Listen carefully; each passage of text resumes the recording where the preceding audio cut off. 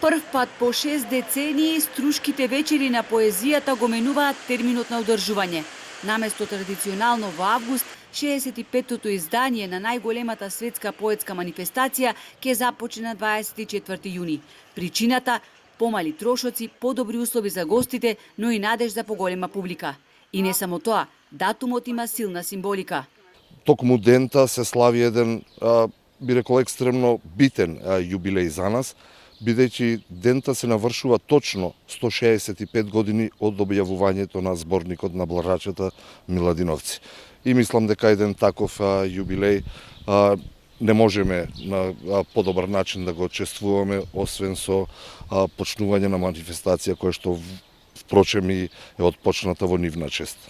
Паркот на поезијата пак 40 години е место каде лауреатите засадуваат дрвја, чувајќи ја паметта на светската поезија како живи споменици на најголемите поетски имиња од светот.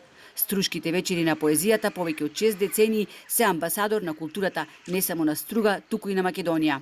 Она што ние го носиме овде како значајни личности од светот на поезијата се исто така важни и за целата држава, бидејќи со тоа ние праќаме слика за тоа кои сме, какви сме.